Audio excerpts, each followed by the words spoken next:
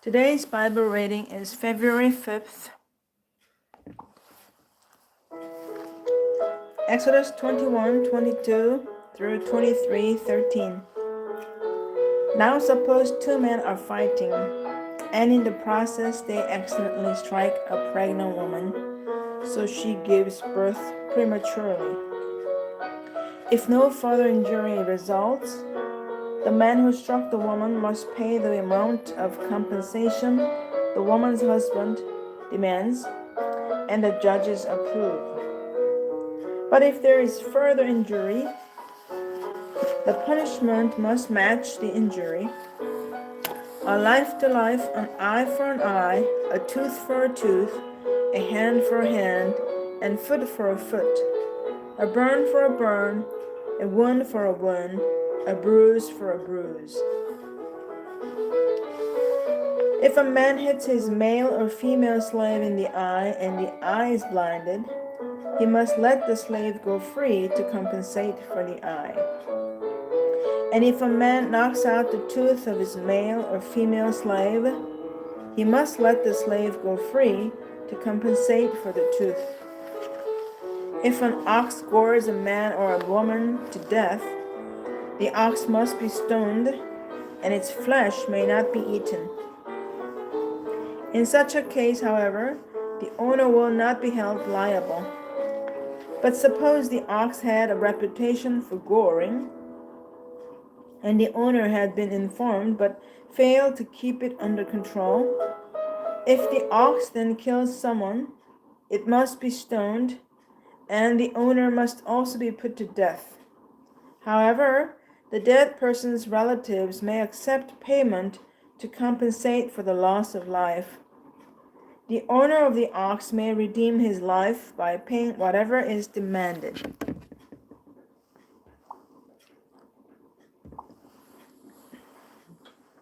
The same regulation applies if the ox gores a boy or a girl. But if the ox gores a slave, either male or female, the animal's owner must pay the slave's owner 30 silver coins, and the ox must be stoned.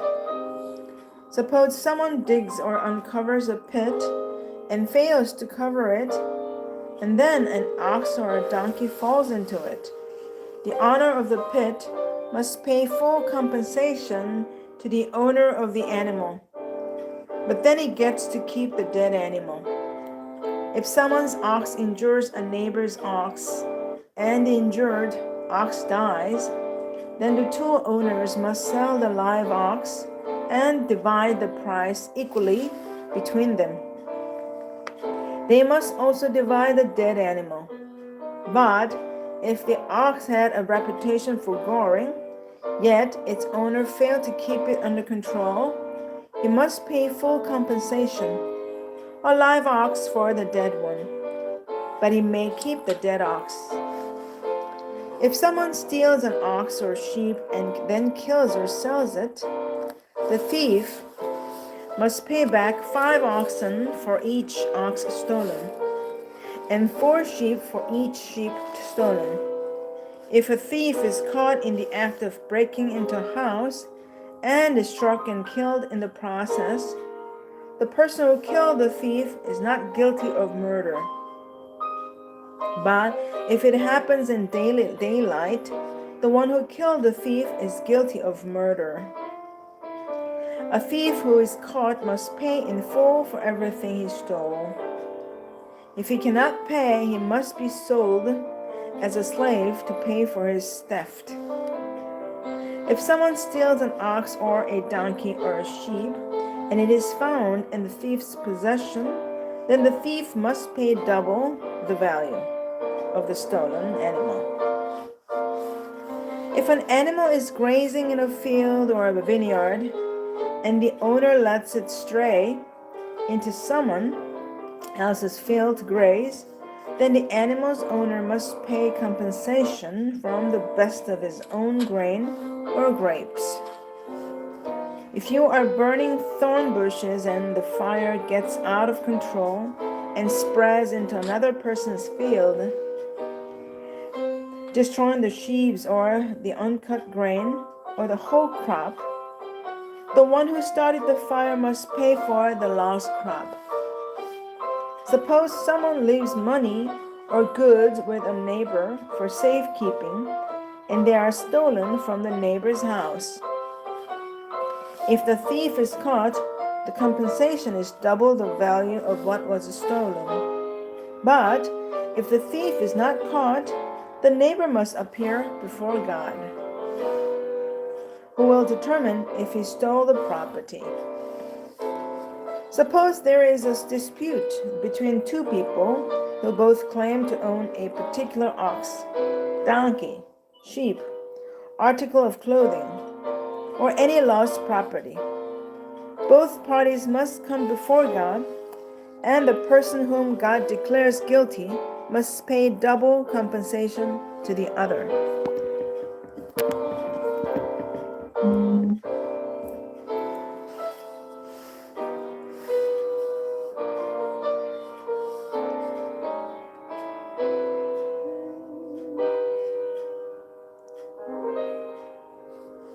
Now suppose someone leaves a donkey, ox, sheep, or any other animal with a neighbor for safekeeping, but it dies or is injured or is taken away, and no one sees what happened. The neighbor must then take an oath in the presence of the Lord. If the Lord confirms that the neighbor did not steal the property, the owner must accept the verdict, and no payment will be required. But if the animal was indeed stolen, the guilty person must pay compensation to the owner. If it was torn to pieces by a wild animal, the remains of the carcass must be shown as evidence, and no compensation will be required. If someone borrows an animal from a neighbor and it is injured or dies when the owner is absent, the person who borrowed it and must pay full compensation. But if the owner was present, no compensation is required, and no compensation is required if the animal was rented, for this loss is covered by the rental fee. If a man seduces a virgin who is not engaged to anyone and has sex with her, he must pay the customary bride price and marry her. But if her father refuses to let him marry her, the man must still pay him an amount equal to the bride price of a virgin. You must not allow a sorceress to live. Anyone who has sexual relations with an animal must certainly be put to death. Anyone who sacrifices to any god other than the Lord must be destroyed. You must not mistreat or oppress foreigners in any way. Remember, you yourselves were once foreigners in the land of Egypt. You must not exploit a widow or an orphan. If you exploit them in any way and then they cry out to me, then I will certainly hear their cry. My anger will blaze against you, and I will kill you with the sword. Then your wives will be widows, and your children fatherless. If you lend money to any of my people who are in need, do not charge interest as a money lender would. If you take your neighbor's cloak as security for a loan, you must return it before sunset. This coat may be the only blanket your neighbor has. How can a person sleep without it?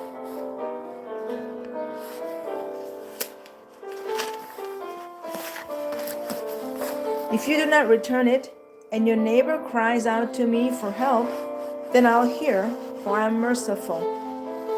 You must not dishonor God or curse any of your rulers. You must not hold anything back when you give me offerings from your crops and your wine.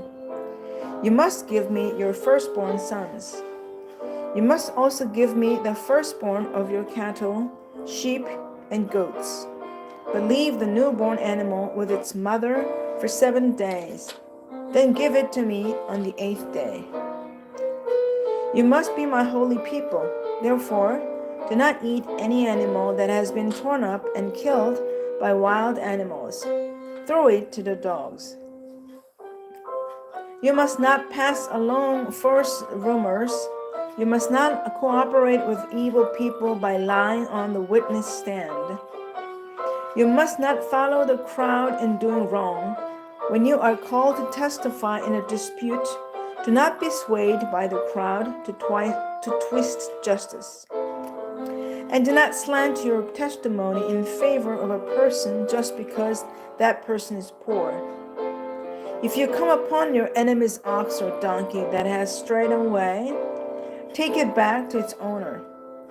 If you see that the donkey of someone who hates you has collapsed and under its load, do not walk by. Instead, stop and help. In a lawsuit, you must not deny justice to the poor. Be sure never to charge anyone falsely with evil. Never sentence an innocent or blameless person to death, for I never declare a guilty person to be innocent.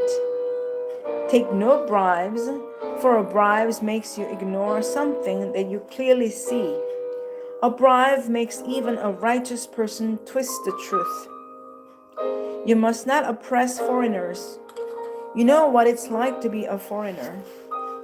For you yourselves were once foreigners in the land of Egypt. Plant and harvest your crops for 6 years, but let the land be renewed and lie uncultivated during the 7th year. Then let the poor among you harvest whatever grows on its own. Leave the rest for wild animals to eat.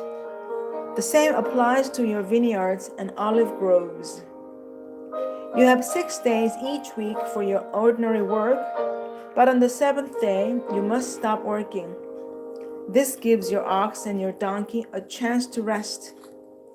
It also allows your slaves and the foreigners living among you to be refreshed. Pay close attention to all my instructions. You must not call on the name of any other gods. Do not even speak their names.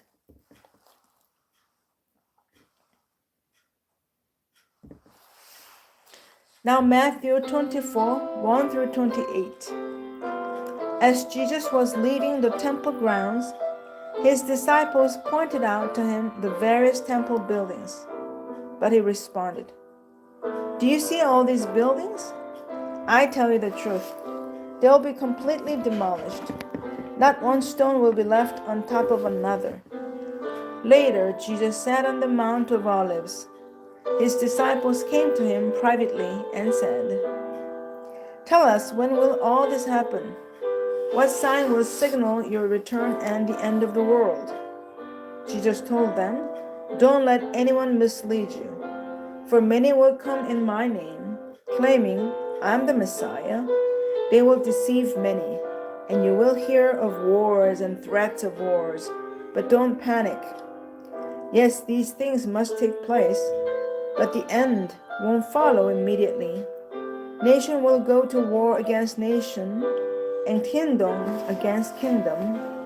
There will be famines and earthquakes in many parts of the world, but all this is only the first of the birth pains, with more to come.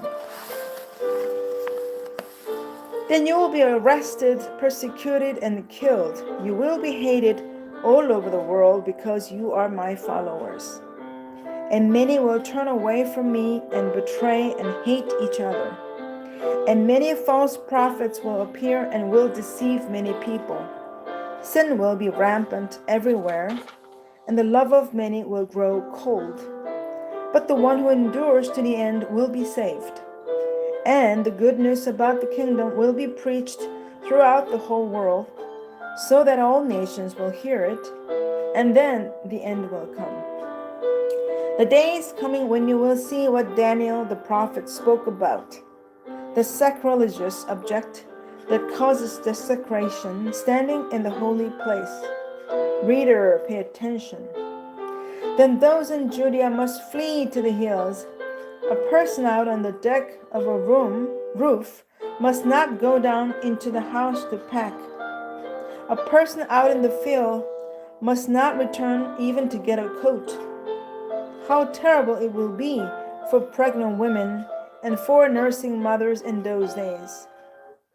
And pray that your flight will not be in winter or on the Sabbath, for there will be greater anguish than at any time since the world began, and it'll never be so great again. In fact, unless that time of calamity is shortened, not a single person will survive, but it'll be shortened for the sake of God's chosen ones. Then if anyone tells you, "Look, here's the Messiah," "Oh, there he is," don't believe it. For false messiahs and false prophets will rise up and perform great signs and wonders so as to deceive, if possible, even God's chosen ones. See, I have warned you about this ahead of time. So if someone tells you, "Look, the Messiah is out in the desert," don't bother to go and look. Or, "Look, he is hiding here," don't believe it. For as the lightning flashes in the east and shines to the west, so it'll be when the Son of Man comes. Just as the gathering of vultures shows there is a carcass nearby, so these signs indicate that the end is near. Now Psalm 29, 1 through 11. Honor the Lord, your heavenly beings. Honor the Lord for his glory and strength. Honor the Lord for the glory of his name. Worship the Lord in the splendor of his holiness. The voice of the Lord echoes above the sea. The God of glory thunders. The Lord thunders over the mighty sea. The voice of the Lord is powerful. The voice of the Lord is majestic. The voice of the Lord splits the mighty cedars. The Lord shatters the cedars of Lebanon. He makes Lebanon's mountains skip like a calf. He makes Mount Hermon leap like a young wild ox. The voice of the Lord strikes with bolts of lightning. The voice of the Lord makes the barren wilderness quake. The Lord shakes the wilderness of Kadesh.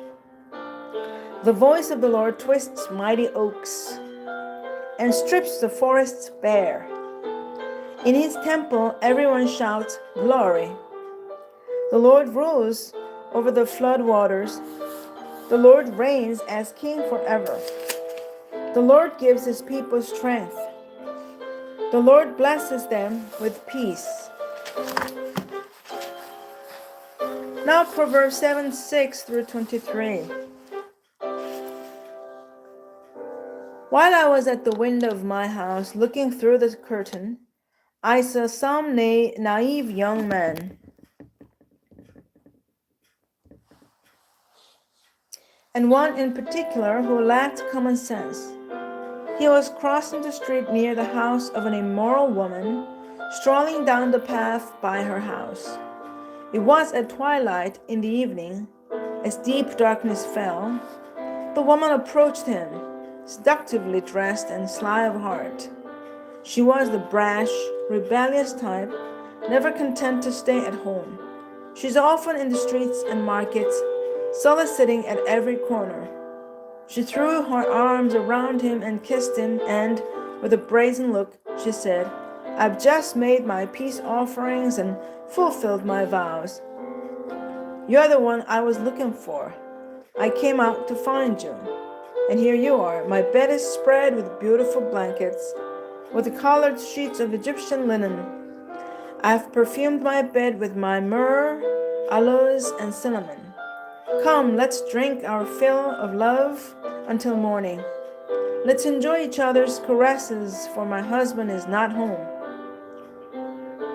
He's away on a long trip. He's taken a wallet full of money with him and won't return until later this month." So she seduced him with her pretty speech and enticed him with her flattery. He followed her at once, like an ox going to the slaughter. He was like a stag caught in a trap, awaiting the arrow that would pierce its heart. He was like a bird flying into a snare, little knowing it would cost him his life. Amen. End of today's Bible reading.